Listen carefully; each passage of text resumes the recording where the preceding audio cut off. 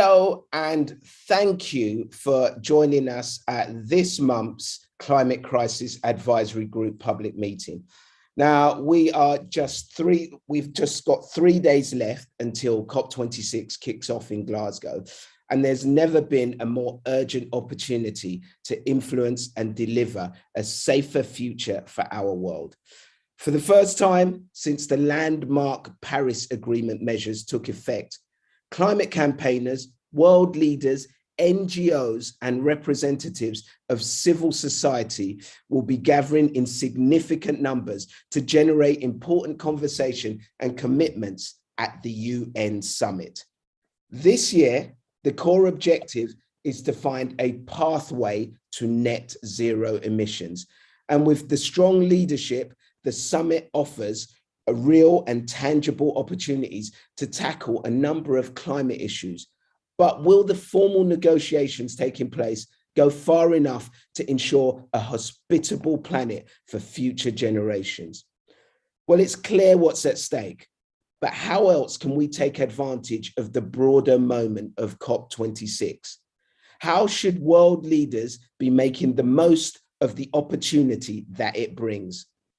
With their latest report, CCAG members have set out 5 clear climate commitments beyond the current scope of COP26 that must be made in order to genuinely meet net zero emissions targets. If you'd like to read these commitments, you can download the full report from CCAG's Twitter @ClimateCrisisAG or the CCAG website, ccag.earth. Now, with just days to go, this report and discussion is absolutely crucial. So, David, you're going to be running us through the report's key recommendations before we hear from Professor Lavanya Rajamani and Professor Nerali Abraham. So, David, over to you. So, David, can you unmute yourself, please?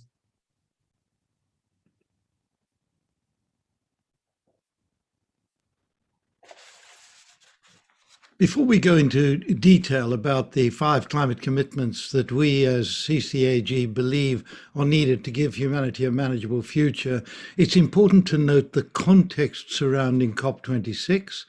While the summit offers a number of opportunities for the global community to accelerate meaningful action on climate change, it is, however, a limited process, and it's a process that all originates from COP21 in Paris in 2015. Of course, we want to state right away that we support strongly deep and rapid emissions reduction, and that should emerge from this COP26 process. Now, with legal and formal requirements to follow, we've got to look beyond what can be formally delivered within these limitations.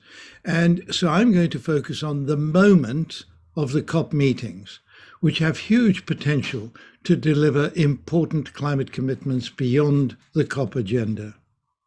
We've got to ensure that the summit will go far enough to ensure a hospitable planet.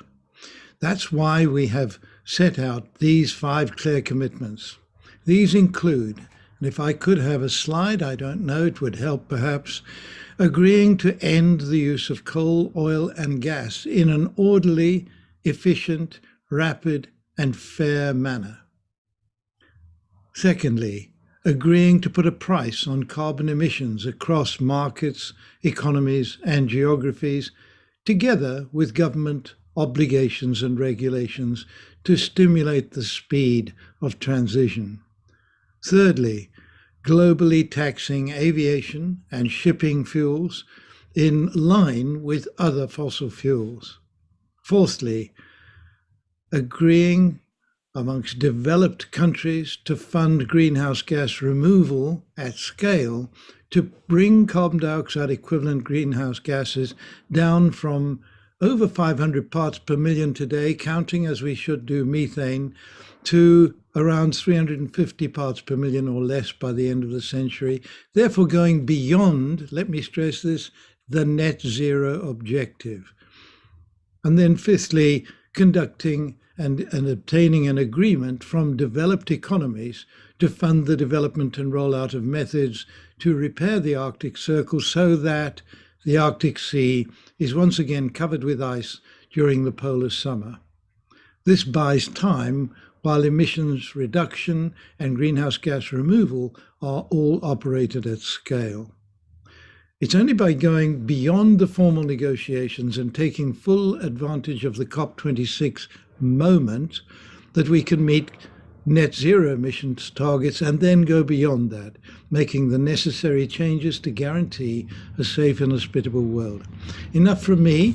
I'm going to pass you straight over to Lavanya Rajamani and then on to Nerali Abram. Thank you. Thank you, Sir David. I'd like to speak briefly to the context that you set out at the start of your opening remarks. It's important, as you noted, to draw a distinction between COP26 as a UN negotiating process and as a moment at which the world's attention is trained on global climate action or lack thereof. The UN negotiating process can only deliver on issues that are on its agenda. Even that is challenging, with 197 states at the negotiating table pulling in different directions. But as Sir David mentioned, to global reckoning on climate change, however, signals from this conference can drive the pace of systems transitions that states need to embark on to limit global warming to 1.5 degrees centigrade. The UN negotiating process itself is tasked with completing the set of rules, the Paris Rulebook, as it were, to operationalize the 2015 Paris Agreement. And in particular, the focus is on the rules on markets, and we need to get these rules right so as to ensure that emissions reductions are real and that there's robust accounting for emissions transfers. As a moment for global reckoning on climate change, however, COP26 plays a crucial role, as Sir David has already alluded to. The science is clearer than ever before. The IPCC's latest report, released in August, shows unequivocal evidence that human influence has warmed the atmosphere. There's already 1.07 degrees centigrade warming since pre-industrial levels, and there's widespread, pervasive, and unprecedented impacts that are in evidence. And the climate change regime is clearly not on track to averting this. The latest nationally determined contributions that have been submitted by parties were synthesized by the Climate Change Secretariat, and the report was released earlier this week. This report suggests that if all the current nationally determined contributions are faithfully implemented, GHG emissions in 2030 will be 15.9% above the 2010 level. And the IPCC's 1.5 degree report made it clear that CO2 emissions needed to be 45% below 2010 by 2030 and to reach net zero by 2050. So clearly, we are far off track. The UNEP GAP report, the 2021 edition released this week, suggests that we will have 2.7 degrees temperature increase under current contributions. So if COP26 is a moment of reckoning on climate change, it must acknowledge how far off track current contributions are, as well as to generate a very clear sense of momentum and political will to put the world back on track or on track to 1.5 degrees that is identified aspirationally right now in the Paris Agreement, but is very much the focus of current efforts. And such course correction cannot happen without system-wide transitions across the world, which in turn requires ambitious commitments on finance and support for developing countries. The UK COP presidency released a climate finance delivery plan earlier this week, charting a pathway to delivery of the $100 billion US dollars a year by 2020 commitment, which is only on track to be delivered by 2023. So obviously there needs to be a significant scale up and step up of efforts on finance and support for developing countries as well. As Sir David mentioned, there has been far more traction on net zero targets, net zero GHG and CO2 targets, mid-century targets, but there are serious issues of credibility, accountability, and fairness in relation to these long-term targets. And one of the signals that COP26 could send is to ask states to anchor their net zero targets in the Paris Agreement architecture, explain how their national contributions chart a pathway to mid-century net zero, and how their net zero goals and timelines are actually keeping with their differentiated responsibilities. Some countries do need to get there sooner than mid-century to create room for others, like perhaps large developing countries to get there later. So in conclusion, COP26 must complete the Paris rulebook so as to fully operationalize the Paris Agreement and trigger significantly enhanced national action and financial commitments, and instill credibility, accountability, and fairness in relation to long-term targets so as to ensure we have a fighting chance of limiting global warming to 1.5 degrees centigrade. Thank you. Thanks, Lavanya. So I just wanted to give a really brief example from Australia as an example of the type of commitments that we might be seeing coming out of developed countries and the position that they put us in terms of meeting those temperature targets for the Paris Agreement. So Australia in 2015 made its NDC for a reduction in greenhouse gas emissions by 2030 of between 26 and 28%. So far, it's resisted increasing the ambition of that 2030 target. And so that really places it towards the back of the ambition of the developing countries. Over the past 2 days, we have seen Australia finally adopt a position of net zero by 2050. This is something that we can expect to see coming to Glasgow. It's a change that we actually saw flagged in the conservative media within Australia a couple of months ago, saying that they were no longer going to be resistant to the idea of net zero by 2050. But what we've seen in the Australian government adopting this plan is that there actually isn't much of a plan behind how they're actually going to get to net zero by 2050. And in particular, their plan actually specifically states that they will be continuing to export coal and gas through to 2050 and beyond.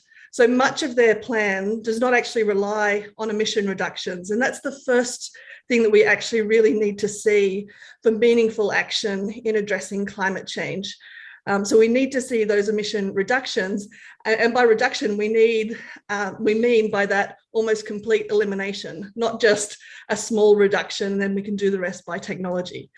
So there's other aspects of their plan, including a very strong reliance on offsets, and particularly carbon soil offsets that seem quite unfeasible in terms of the scale that it is being implemented. But beyond that, Australia reaching net zero by 2050 actually isn't what is needed if we are going to stay within the 1.5 or 2 degree temperature limits of the Paris Agreement. So if Australia is to keep that target of only reducing emissions by 26 to 28% by 2030, what that would mean is that Australia would have actually used more than its entire share of the global budget for limiting warming to 1.5 degrees by about 2027, so before 2030. If they keep that 26 to 28% reduction by 2030, then to stay within their fair share of limiting warming to 2 degrees, they'd then have to reach net zero by 2037. So that's the scientific evidence based very much on the simple maths of the remaining carbon budget. It does have an assumption in there as to what is Australia's fair share, which in the past the Australian government has calculated at 0.97% of the remaining budget.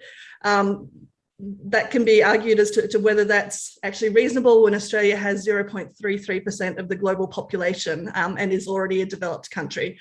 So there's a number of issues there. But one thing I'd also like to say, though, is that despite what we see at the federal, the national government level and the apparent lack of good commitments there, actually every state and territory within Australia has for a long time already had a net zero plan to get there by 2050 or earlier, and many of those states are already ramping up their ambition to a 50% reduction by 2030. So I think that shows us the possibility of working with these smaller entities, even where we have national governments that are slow and dragging their heels in terms of the action that we need to see. And thank you. Thank you very much, Professor Abraham, and also Professor Rajamani and Sir David. I can't recommend that report enough. It is an absolutely excellent piece of work. And for me, one of the overriding principles in it, apart from the process of COP26 and the moment, is those principles of reduce, repair, and remove. Okay, it's time for us to hand over to questions from the public. And our first question comes from Alan Rusbridger, former editor of The Guardian. And his question is, deniers and outright climate skeptics are now fewer in the public debate.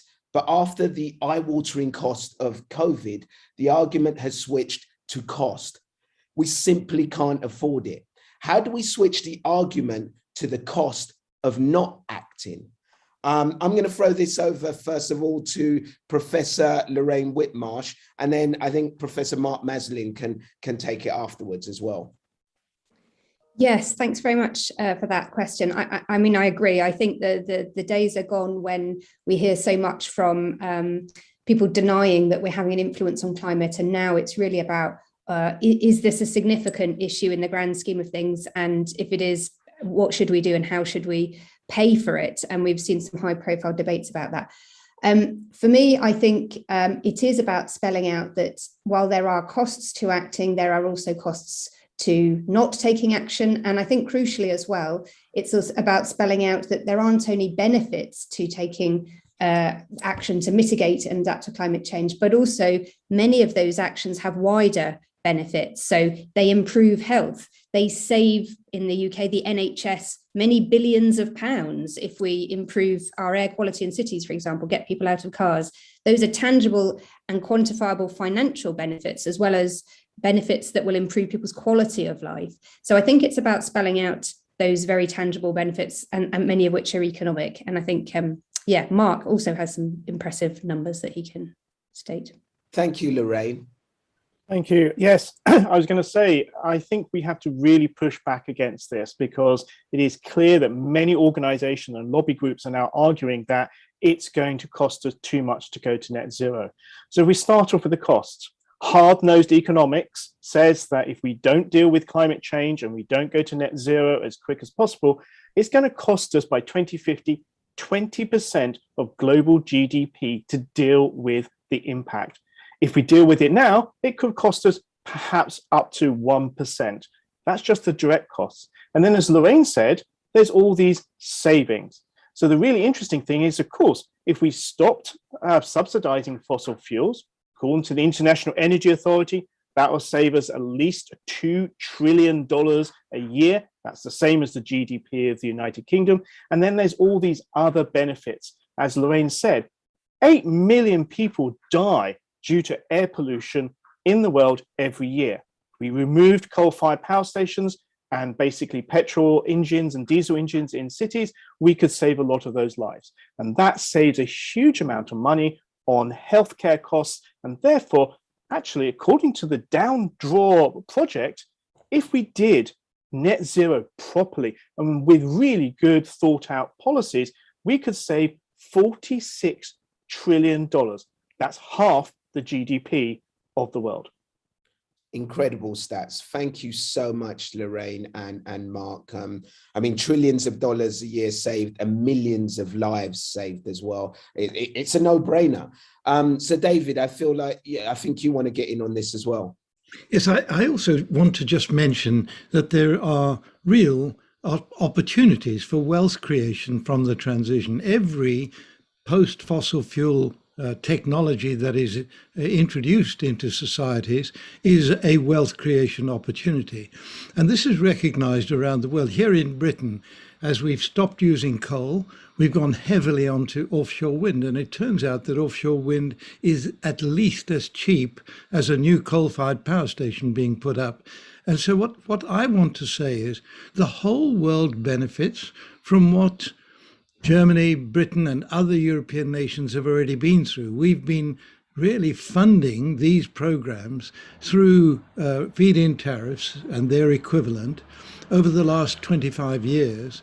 And the net result is that renewable energy systems are now considerably cheaper around the world, and for many, many parts of the world, very competitive with fossil fuel-based systems.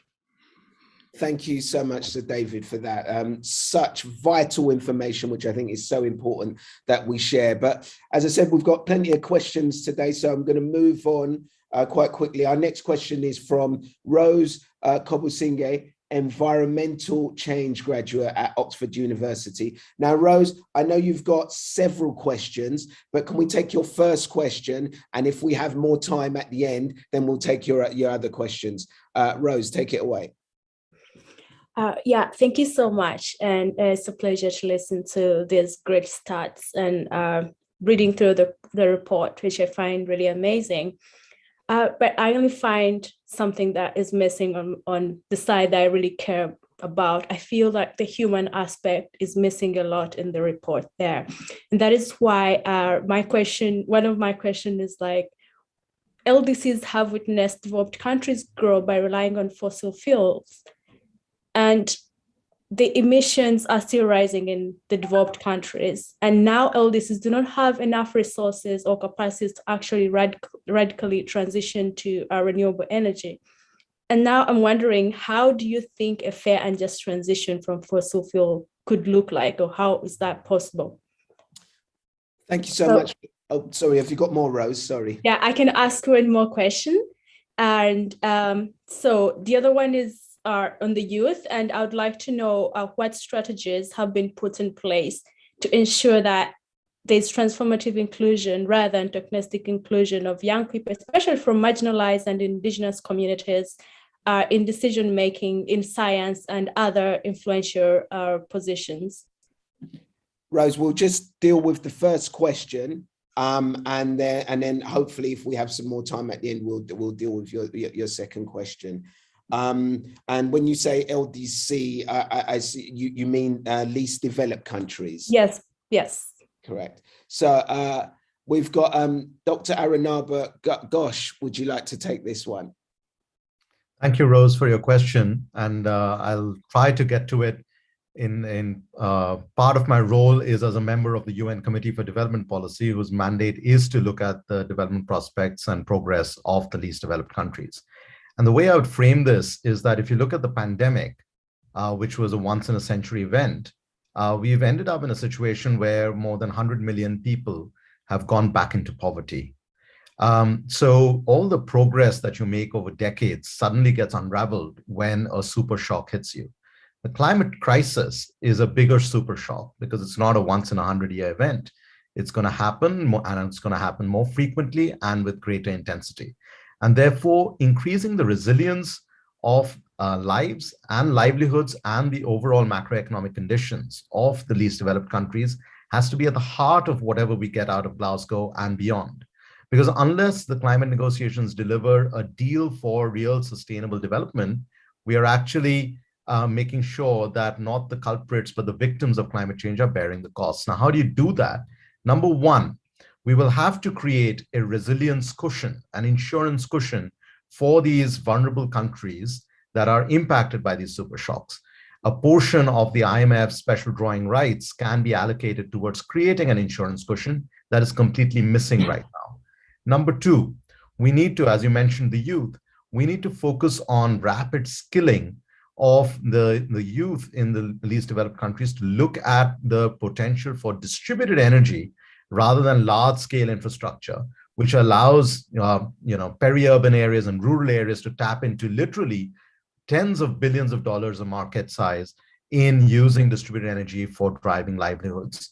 And number three, we will have to make sure that larger institutional investment starts putting developing countries and LDCs on their radar. And that's not going to happen unless large institutional capital is de-risked. Today, this problem with climate finance is that it looks at only project financing rather than strategic de-risking. And unless we do that, we don't reduce the cost of capital. So developing countries, including LDCs, keep putting out larger and larger targets, but the money does not flow where the sun shines the most. If you can start solving for these systemic challenges, then maybe LDCs will have a hope in confronting these super shocks that the climate crisis will present them with. Thank you, Dr. Aranaba. And if I may, do we also have to hold the developed countries to account from the decisions that were made during Paris in order to have a global green fund where there would be money that was there to help least developed countries to change to a greener economy as well? So I think that's really important, that an important part of the process of COP26. So, okay, we've got a Donna Hume here, whose question, she's head of campaigns at the C40 group. Donna. Hello, thank you, and thank you so much for all of the presentations. I'm from C40 Cities Climate Leadership Group. It's a coalition of 100 of the world's biggest cities acting on climate change, including doing some of the actions that some of the speakers were just talking about, cleaning up air in cities around the world. My question was, C40 mayors are already committed to science-based targets to achieve their fair share of halving global emissions by 2030. But at the moment, in the context of the COP moment that we've been discussing today, we really want to move the political focus to even more immediate action to reduce emissions. We think that one of the biggest tests right now for a government's climate credentials is whether or not the trillions that's being spent in economic stimulus is supporting the investment we need to deliver a green and just transition, and consequently what's going to happen to their emissions in the next 12 months. Can we have financial budgets that align with annual carbon budgets that are commensurate with keeping temperatures to 1.5? And so my question was, what are the kind of the experts here views about and messages about what action we need to deliver, not by 2050, not by 2030, but in the next 12 months? And specifically, I was wondering if Sir David had a more on kind of how could we, or what steps do we need to take in the next 12 months to start ending the use of coal, oil and gas quickly and fairly. Thank you. Thank you, Donna. So David, would you like to kick us off here? I'm happy to kick us off. I'm sure others will come in, perhaps Laura. What I would like to say is that your question is absolutely spot on. How do we speed this up? And it is a message that needs to be got through, that any investment, and I'm talking about banks, I'm talking about all of the investment community, any investment around the world into fossil fuel futures is not going to be a good investment. In other words, it's going to become a stranded asset because the world is moving away from fossil fuels very rapidly. So I think the first message to get across is to the investment community to make that absolutely clear, that all investments need to be, let me say, 21st century proof, so that you invest in infrastructure, you're investing into the future. Let's make sure it is a green future you're investing into. Thank you, Sir David. And Professor Abraham. Yes. Sorry, Professor Abraham, sorry, pardon me. All good. Yes, so echoing Sir David there, I think it's really important that that industries and companies look at every decision that they make about sort of new infrastructure as an opportunity to make this transition. And if it's not viewed that way, then what it does is actually lock us into a longer term reliance on fossil fuels. So we need to be looking at that.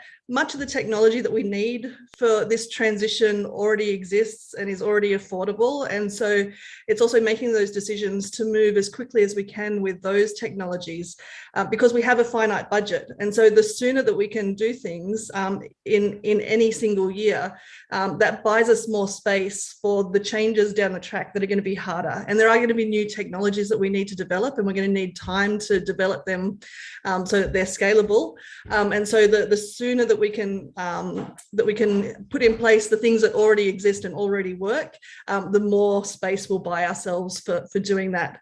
In terms of the part of the question as to how do we get the governments to help incentivize this economically, I think that's quite a challenging one, particularly like when I look at the Australian situation that I talked about beforehand. But I think there again, it's an increasing sort of pressure and showing that we're going to move regardless of whether those government incentives are in place or not. And then hopefully we also see progress through the COP process. Thanks. Thank you, Professor Abram. And I think it's about acting now. No more messing about. We've got to get things going. Professor Laura Anadon, you want to take a go at this as well, don't you? Yes, thank you for the question, Donna. And well, Nerili already said a few of the things I wanted to say, so I'll make some comments about the local level and city level jurisdictions, because one of the challenges, as I'm sure Donna probably knows more than me, is that you have some things that need to be done at the national level, and some of the really big things need to be done at the national level. But of course, cities can do a lot, and I know that many cities around the world, including your group, are putting in place steps to use their power, which involves procurement, which involves transport, which involves zoning. And these are all of the things that we absolutely need to do, because when we think about things like electrifying the transportation sector, when we think about incentives to train people to have the right skills to install heat pumps, community college and these sorts of organizations have a major role to play. So I guess adding to one of the comments that Nerili started with in her opening presentation, there's a really essential role for action right now to get as quickly as possible the technologies that we know we need, that the heat pumps, the charging stations, procurement of electric vehicles and other approaches, more efficient appliances. While at the same time, again, let's not forget that, again, as we've all been saying, there are some technologies that are still not yet commercially viable, as cheap as we need to. So we do need to be investing right now in developing technologies and deploying them for hard to decarbonize sectors. Thank you, Laura. Professor Rockstrom, I think you want to have a go at this one as well. Yeah, just a very short compliment to these very comprehensive inputs. I mean, one of the proposals in our report launched today emphasizes actually on one of the very fast track accelerators, which is a price on carbon. The European Union's price is now over 60 euros per ton of carbon dioxide. The ETS one is starting to bite. Coal-fired plants are being shut down as we speak. They're shut down overnight. It goes so fast. It's incredible. If we would have a carbon price of at least $50, you would see just like a bomb mat of major impacts across economies in the world. Secondly, I mean, you've all seen the mapping from Oxford University of the 16.6 trillion of COVID recovery investment. I mean, that's phenomenal. Compare that to the global climate fund that we now need to fill up in Glasgow, which is only 100 billion. I mean, it's a pathetic number, which we're not even able to gather together to support developing countries' transition, compared to the 16,000 billion that we're putting on COVID recovery. Glasgow must be a serious discussion of aligning a larger share of those trillions also for the recovery process. I think it's a question of pushing very hard on finance. Thank you, Professor Rockstrom. We'll move on to our next question. And thank you also, Donna, for asking that question. It's time for us to move on to our next question, which is from Ben Spencer at the Sunday Times. Hi, thanks very much for having me. Could the panel give us an assessment of how likely COP is to be a success? I mean, this will be the 26th COP. We've only really had one success in those, at Paris. And it feels like this week, the global leaders are engaged in a game of expectation management after a lot of hype earlier in the year. Is that just playing games? Is it strategic? Are things really looking as bad as the politicians say? A great question there. And I mean, I think there is a lot of hype and hope and expectation from COP. I see Professor Mark, you've got your hand up for this one. Ben, as always, a great question. I think the first thing to realize is this COP can't actually fail. And that's the first thing we have to take away, because of course, with the Paris Agreement and that incredible agreement, we have a baseline. We actually have an international agreement. What we want is to increase the ambition and accelerate the decarbonization of the world. And actually, I think I'm quite optimistic, because if you think about the last 12 months, we've had the EU and the UK all declaring they're going to go net carbon zero by 2050. You then, last autumn, you had China, the premier, basically saying, well, we understand that our emissions will peak, hopefully before 2030, but we will hit net zero by 2060. And then the US have said, we're going to halve our emissions by 2030, and then we're going to hit net zero. So you have the three largest economic powers in the world all saying we're going to go to net zero. And I think the interesting thing is then we're seeing more and more announcements from other countries also trying to match that. So for me, I think the important things, and Lavanya summed this up really, really well, which is the ambition of COP26 is to match all countries to the Paris Agreement to get that net zero as quick as possible. So all the pre-announcements are great. It's just really, can we tie that into an agreement and get that solidarity between, as Lavanya said, 197 countries all pulling in the same direction.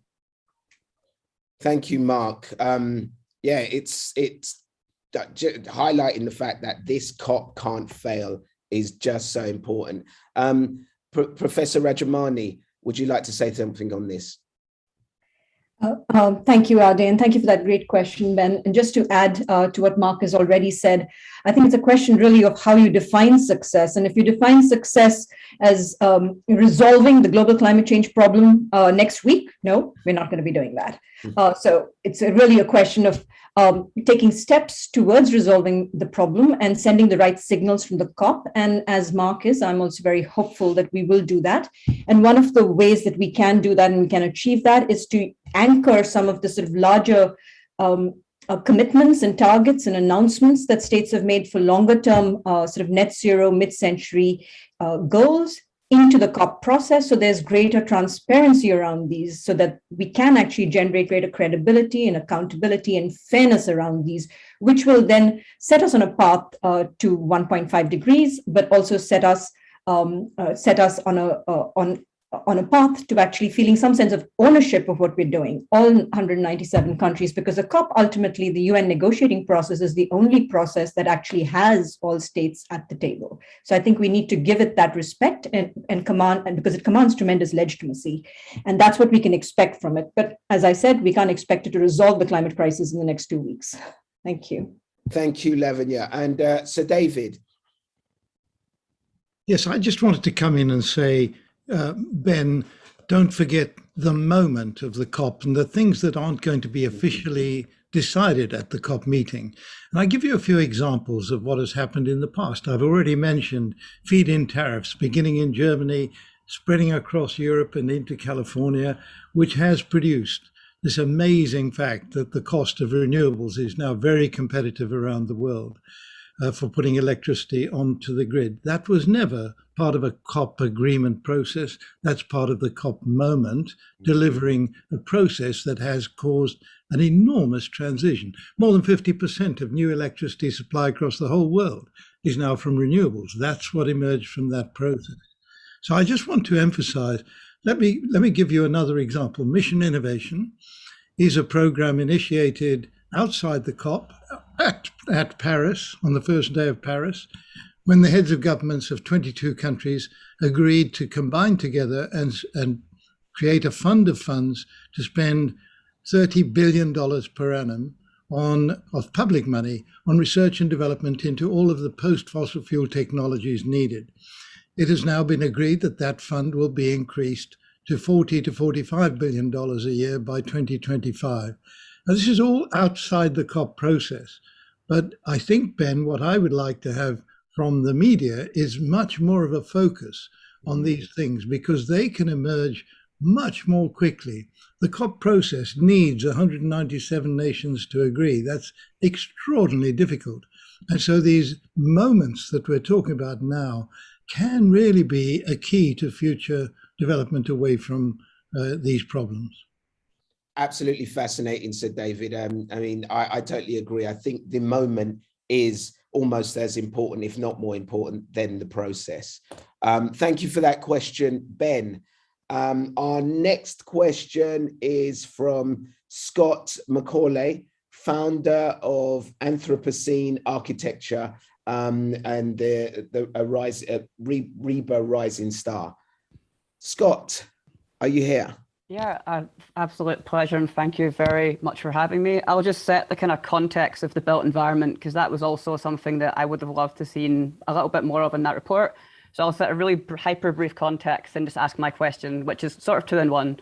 So when action on the climate emergency is discussed internationally, the impacts of our built environments and the construction industry that builds, demolishes and maintains it are an elephant in the room. This is regularly unaddressed, despite it accounting for 38% of global greenhouse gas emissions and 50% of resource use. So the built environment has had and continues to have tremendous impacts on life on Earth and the landscapes and ecosystems around us. Our buildings intersect with climate, health, housing and spatial justice and every single one of the United Nations Sustainable Development Goals.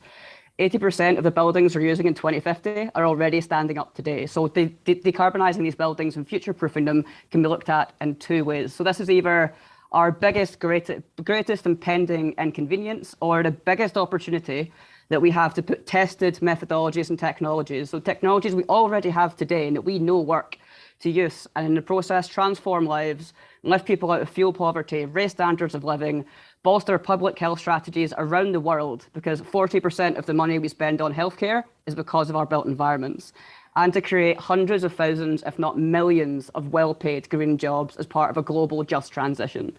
So my question's in two parts. So where does the policy that shapes what is built, where it is built, how it is built, should it actually be built, and what it's built from, as well as facilitating the stewardship and upgrade of existing buildings to accelerate shift towards a circular economy, and the regulations that ends the designed obsolescence of our buildings and the use of materials that are just harmful, that mandate the disclosure of the operational performance of buildings. Regulations actually regulate the whole life carbon emissions, because this is currently unregulated, and foster the use of evidence-based methodologies such as Passive House and the Living Building Challenge. So really just to clarify, where does policy and regulation around the creation and stewardship of our built environment fit into your thinking in terms of COP outcomes? How does where we live and how we create it, design it, where does that come into COP? Because that's a huge part of this thing. Yeah, thank you, Scott. Thank you, Scott, for that question. I'll throw this over to Mark and then Sir David. So I think the first thing to say is, of course, this doesn't come into the COP process, because this is about international negotiations. What it does come into is how nations actually try to decarbonize as quick as possible. It is also where the C40 are doing some amazing work, actually working with sort of like cities to try and urbanize. Because remember, we're going to have another 2 billion people that we need to house and look after by the year 2050. And I would say two things. One, we need really good regulation that actually supports the built environment, make sure the houses and offices are built in the best and most environmental way. However, I also say we need enforcement. So there are incredible building regulations in many countries. However, they're not enforced. So there was a wonderful conversation after Hurricane Sandy.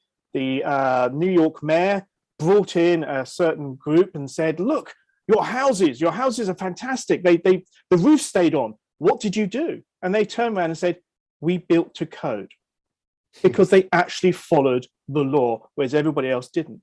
Same in the UK. We have very good building regulations, except they're not enforced. So I think it's two things. It's having good, thoughtful regulation. And there were some brilliant policymakers and legal experts, many on this sort of call, who are very good with that. But we also then need enforcement to make sure that companies and actually individuals actually do what they're supposed to. And I think it's those two things that we need. Thank you, Mark. Sir David? I have just a couple of comments to add to what Mark has just said. First of all, yes, we need a good regulatory process with good follow-up, of course. But I would add to the regulatory systems that we should see in the future no further use of concrete and steel without the carbon dioxide captured and stored from the process of manufacturing the cement and the steel. In other words, let's put incentives on towards creating buildings that are renewable in their construction as well as in their functioning. So the functioning, I think we all know, a key to the future is going to be producing electricity which has no carbon in production in its development. And so in terms of cities, we need to look very carefully at air conditioning and cooling, and all of this, Scott, as you said, is already in the marketplace, but we need regulatory systems to drive them through the market. Thank you, Sir David. Scott, I hope that answered your question. We're going to move on swiftly to next question from Professor Nick Cowan, Emeritus Professor of Atmospheric Science. Nick, can you unmute yourself, please? So yesterday I caught up really with your group and found out what you're doing. So I'm on a learning curve. So I was very impressed by the report. I think that I have some comment on timescales. So in relation to the 4th and 5th climate commitments, which are related to GHG removal and Arctic sea ice restoration, these are, I think you'll agree, are multi-decade goals, yet we face overshoot of greenhouse gases well beyond 500 and equivalent CO2 and transient temperature rise beyond 1.5 within the next 10 to 20 years. So that's not talking about what happens at the end of the century, but it's what happens in the almost immediate future. And therefore, we have really a bit of a gap in between. And that has immediate implications for national economies and for some, even their near-term survival. So my question is, shouldn't CCAG be pushing for really more strongly for drastic cuts in methane emissions as a way to effectively remove GHG? So if you reduce the methane emissions, then effectively, because it's a short-lived greenhouse gas, if you stop emitting it, then you're effectively removing it from the atmosphere rather rapidly compared to the way in which you can remove longer-lived greenhouse gases like CO2. So shouldn't we be doing that, pushing very hard for that, in order that we can fill in that intermediate timescale during which so much damage will occur in the next couple of decades, and leaving room for the development and upscaling of the two issues that you described in commitments 5 and 6.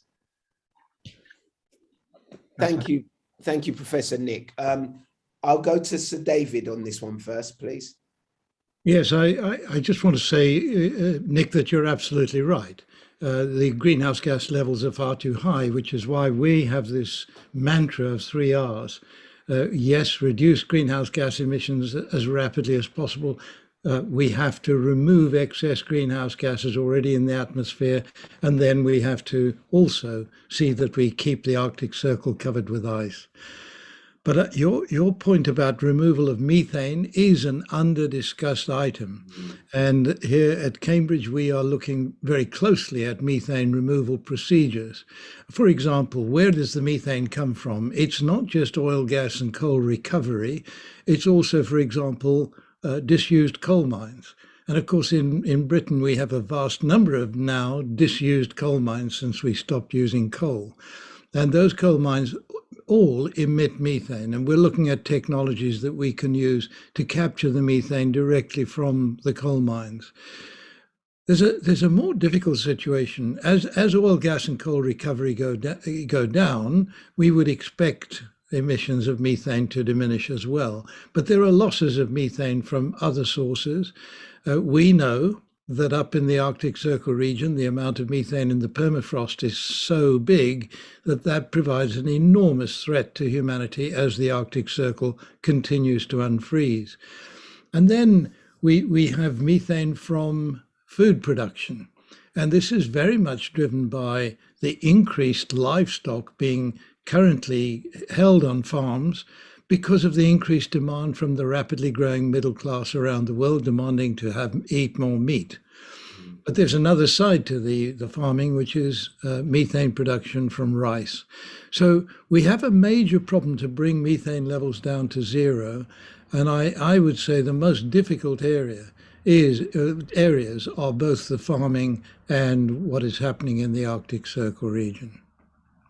Thank you, Sir David. I think the reduction of methane is such an important topic, and it's something that we do not talk about enough. I can see, Johan, you have your hand up there.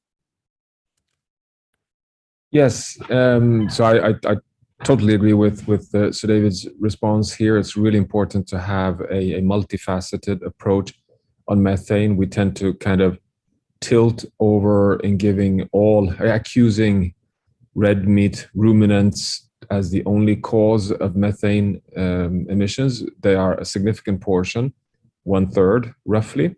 But as Sir David points out, just the flaring and the leaks from gas is almost 1/4. So it's a multifaceted challenge. But let me share with you the most important part, which I'm really disappointed about, that it's always omitted. The only reason why the IPCC 100+ GCM climate models gives us roughly 400 billion tons of carbon dioxide remaining in the fossil fuel-based carbon dioxide global carbon budget, the net 0 point by 2050. The only reason why the models give us that is that they assume that the methane pathway will follow roughly the same pace of emission reductions. So it's not as if we can just reduce methane and go slow on carbon dioxide. Methane is moreover a short-lived climate forcer compared to carbon dioxide, which is a long-lived climate forcer. And by the way, it's exactly the same with nature carbon sinks. Many times, many believe that, well, now we can do nature-based solutions and plant trees if we're not able to deliver on fossil fuel reductions. Well, sorry. The only reason why the models give us 400 gigatons of carbon dioxide in the carbon budget is that the models assume that the nature carbon sinks will be successfully in place and deliver. So we have already factored them in. We've factored in reduction in methane. We've factored in reductions in all the other greenhouse gases. We factored in carbon sinks in nature. And that is what gives us a little soft landing space of 400. If it hadn't been for nature and reductions in all the other greenhouse gases, the budget would have been lost already. So it's however we twist and turn this, we have to go all in on all greenhouse gases. Love that, Johan. We have to go all in. We can't do this half-hearted if we want to create a safer planet for us all. Now, time is running short, so I really want to move on to the next question, which is from Clem Cowton, Director of External Affairs at Octopus Energy. Clem, take it away. Hello, thanks so much. As we move to both electrify heat and transport and decarbonise the grid using largely variable and distributed renewables, it will be possible and necessary for citizens to help drive a cleaner and more efficient grid by shifting demand, particularly from heat pumps and EVs, to times when the power is generated by local renewables and there is less demand on the network. However, at the moment, the price signals mostly do not exist for this, certainly in the UK's energy market, to incentivise and reward them for doing so. And so the market does not incentivise innovative products and business models that help lower the carbon footprint of the grid. In CCAG's opinion, what needs to be done by governments to enable efficient and resilient grids that empower citizens to help accelerate electrification and renewables penetration? Thank you, Clem. Who would like to take this question? I see Laura, you've got your hand up there.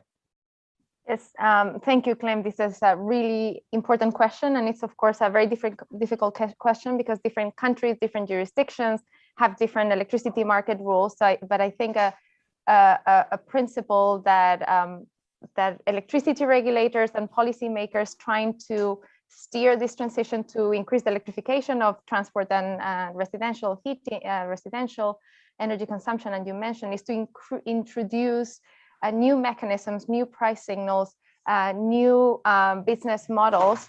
Sometimes at the beginning, sometimes it will be niche markets. So in small small sections and small demonstration projects to make sure that we maintain reliability and all of the other concerns that electricity regulators are interested in. I know that Ofgem has been doing the innovation sandpits and these sort of things. I think we need more of these and also more bigger incentives and larger trials to make sure that we can deploy this. One of the things we mentioned in the previous report is that we needed to adopt more flexibility in policy making and more experimentation to make sure that we learn from these things and we can grow them without some of the adverse effects. So this is a crucial area. And again, I think it's very hard to say specifically for the whole world or different jurisdictions what should be done, but this is an area where we need much more policy action, experimentation, and incentives.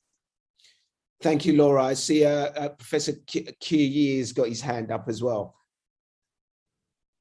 Thank you very much for the question. To answer the question, what the government should do to definitely, I think the government should invest and encourage, incentivize the research for building a stronger and more resilient power system. Just to give you one example, this year, the power demand for here in China has increased about 14% due to the fact that a lot of the export increase, export into other countries. Manufacturing industry is consuming a lot of more power, and it has come to a point that in various parts of the power network, the whole grid, they have to have power off for certain industries, even for household usage. So this reflected the difficulty for the transient period going from very much a coal-based power system to a renewable energy dominated system. And in order to doing this, the government is really putting in a lot of investment in building the power system.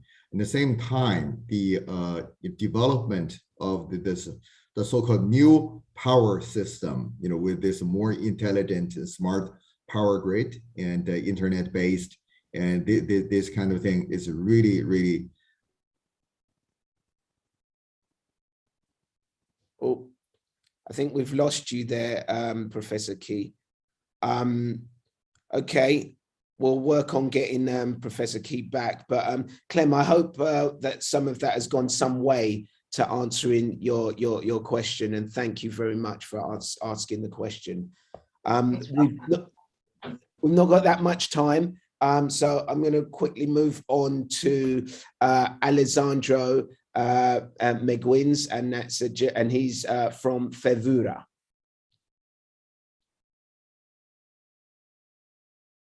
Alessandro, can you turn your mute button off, please? Thank you. Yeah. Thanks. Thank you all. What could be the best scenario for COP26 results? On the other hand, which concrete results the scientific community expects from COP?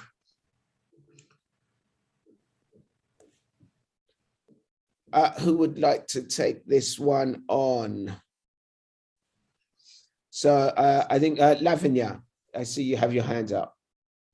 I'm sure there are several others who could jump in on this as well. But just quickly, I think in terms of concrete results from the UN negotiating process, we need the Paris rulebook completed and fully operationalized. From the moment that COP26 represents, that many of us have been alluding to, we need commitments and clear signals that we're going to be on pathway to 1.5 degree temperature limit. And this has to come with substantial increases in finance and support for developing countries. So that's the best case scenario. That's what we hope will emerge from the COP. Thank you, Lavanya. I think we've also got time for one more question, and I think it was a supplementary question from Rose. Rose, are you still there? had to go, I think, Ade. Oh, okay. Rose has gone. But it was, I think it was her question on getting more of the younger generation back into climate activism. I can find that question quickly if we have time. So Ade, it was about making sure that Indigenous people and the youth of the world are actually fully involved in the discussions within the UN at the COP meeting and beyond. And I think there's some experts on here that could really speak to that. Yeah, definitely. Thank you for that, Mark. Lavinia, I see you have your hand up. So just quickly on that, just in terms of the COP process, the COP already recognizes the constituency of youngos, as it were, young people and youth activists, and they do have a voice at the UN negotiating process. But beyond the UN negotiating process, there are, of course, several ways in which they can be integrated into sort of decision making, and I'm sure others on the panel can speak to that. But I think the youth are actually, have tremendous agency, and they're driving change today. Many of the climate cases around the world are actually being litigated by children and young adults, including the Portuguese children's case before the European Court of Human Rights, which is against 33 European nations for taking inadequate climate action. There are cases in Korea run by youth claimants, there's cases in Australia. There are numerous cases, and actually the most significant case that came out this year from the German Constitutional Court, Federal Constitutional Court, was litigated by youth claimants, and it spoke to the intergenerational unfairness of postponing climate action to later periods of time, which would result in freedom constraining and rights constraining rights constraining for future generations. So I think youth, of course, can be significantly integrated and mainstreamed into decision making today, but they're also leading the change, and they're claiming power. We don't need to give it to them. Yeah, well, they're definitely part of the moment, as David was talking about. I'd like to hear from Dr. Fatima Denton on this. Have you any views on this one, Doctor? Perhaps just to say a word on the Indigenous aspect. I was in a meeting a couple of days ago here in Ghana where Indigenous leaders were talking about their responsibility in terms of COP26, but also in terms of the impacts of climate change. I think one of the things that we have to bear in mind is that in as much as we are prioritizing the importance of reducing emissions, we also have to look at other aspects of the climate crisis. And this is around governance, which I think it's a very important aspect. So Indigenous leaders have, they've got soft power, but they also have tremendous authority in terms of how they can work with communities, especially with regard to adaptation processes. And what we're noticing also is that given the speed and the rate of the impacts, the knowledge related to Indigenous, the knowledge that Indigenous leaders have and the knowledge that Indigenous communities have, that knowledge has been slowly eroded in some ways. In other words, we need a little bit more capacity to match the speed and the rate of climate impacts. So we do need to come back to Indigenous knowledge systems to be able to see how best we can support the climate process. And we don't necessarily have to focus too hard on mitigation alone, because there are very important adaptation priorities as well, and structural problems that are very relevant to developing countries, and Indigenous leaders, Indigenous knowledge systems have a key role to play. So I would just like to say that it's important that we do not lose sight of the importance of Indigenous systems, because this is about values, it's about culture. It's not just about the rapid, reduction of emissions, but it's about how you take people along with you. And I sometimes get a sense that we are speeding so much in the direction of mitigation that we're forgetting that we need to take people along with us. And those people come from communities, and who best to sort of talk to their communities than the Indigenous leaders and the knowledge systems that they have acquired over generations. So very important that we don't lose sight. I mean, scientific knowledge doesn't have to compete with Indigenous knowledge. You know, there is a need for these two to come together. There's some kind of calibration of knowledge, and we've seen it happen. There's a very nice story about the Kenyan rainmakers and how we've seen, you know, the Met Agency being able to produce knowledge, and the Kenyan Indigenous leaders came up with their own knowledge, and they were able to put this together and increase the productivity of agriculture. So these two, there could be a marriage, if you like, of Indigenous knowledge systems and scientific knowledge. But we can't leave one aside and then focus on the other. We need to find ways of improving the knowledge that we have, but we also need to count on the importance of traditional knowledge systems that have been acquired over time. Thank you, Dr. Fatima. I mean, some really, really important points made there, you know, and the fact that the science is important, but it's only important because of the way it affects us as human beings. So we have to take that into account. Unfortunately, we need to conclude it there, as that's all we have time for today. Big thank you to our CCAG members for such a crucial discussion on what we need to see from COP26. And as ever, a very big thank you to those of you watching at home and to everyone who joined today to ask such vital questions. If you want to learn more about the work that CCAG are undertaking, you can find out more information on the website at ccag.earth. You can also follow the group on Twitter, Instagram, and Facebook. And you can send any additional questions that you may have for CCAG on their social media pages too. Thank you once again for joining us today, and we look forward to seeing how COP26 progresses and the crucial policy agreements that arise from it. You can join us at the next meeting on Thursday, the 25th of November. Take care and see you then.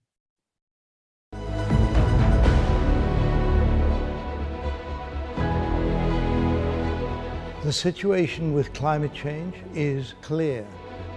The crisis is not being managed in the way it needs to be managed at the moment. I am Sir Dave King. I have set up a climate crisis advisory group. The group represents the international experts on climate change to be available to the public, to policymakers, and to the media around the world. We need action now.